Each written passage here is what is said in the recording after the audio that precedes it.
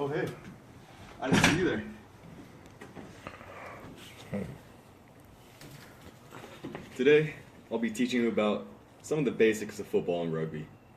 So I'll go over how to tackle correctly and how to scrum. Before we move on, I'd like to talk about the materials you need to be successful. Cleats. These are going to help you keep the traction to stay on your feet in the games. See, at the bottom of the cleat here, you have spikes. These spikes are going to help you stay on your feet. And without these spikes, you would slip and fall. And if that happens, you're going to lose in the scrum. So it's important to have these spikes. So I'm going to show you how to correctly tackle.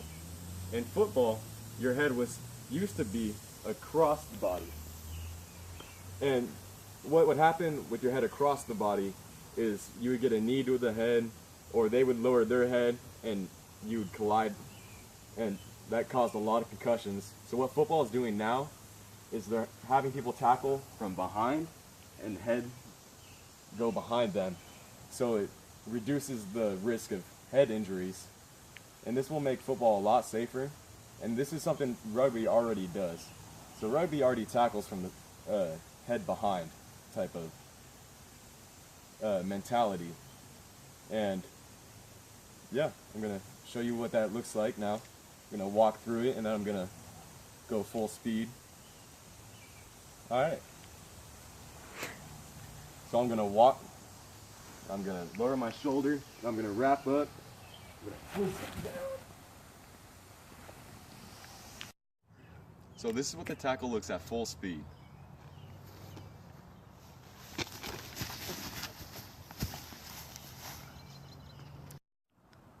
Now that I've taught you to tackle, I'm going to teach you what a scrum is.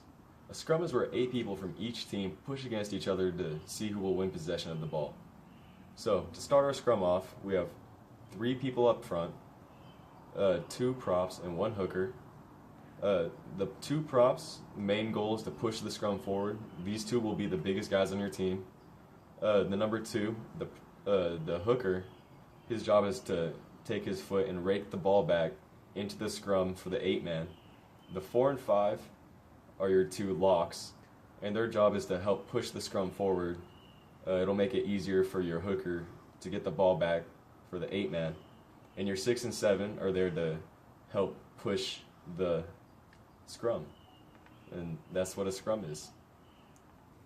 Now that I've taught you what a scrum is, it's time to show you what it actually kind of looks like. And since I only have 2 people, it's just going to be a drill. So we're going to crouch, bind, set. And see, from here, you can push. And see, that's why it's important to have cleats, because you'll slip. And wood platforms isn't the best to do it on. So you want grass and you want cleats. And that way you can get a better drive going. And that's kind of how it looks and feels. I taught you some of the fundamentals of football and rugby. It's time to go play.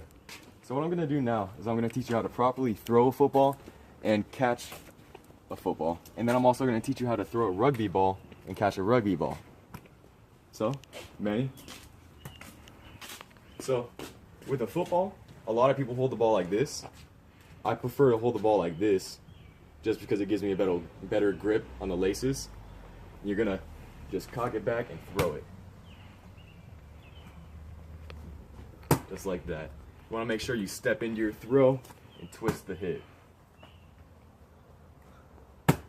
So that's really how you throw a football. But what about a rugby ball? Rugby's a lot different because you need to throw it behind you. You can't throw it in front of you. So that's one thing to think about.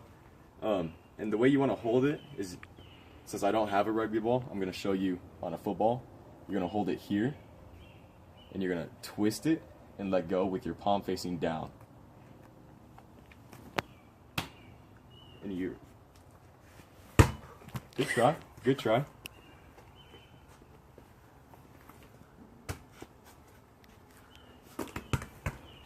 You don't want to finish up here. You want to finish with your hands facing down, pointing straight at the person. So you want to step into it, palms down. Good. That was a good throw.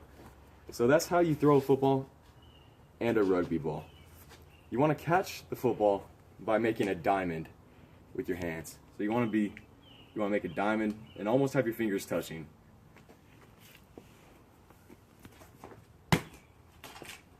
You want your hands out in front of you. Obviously, you want to catch the ball.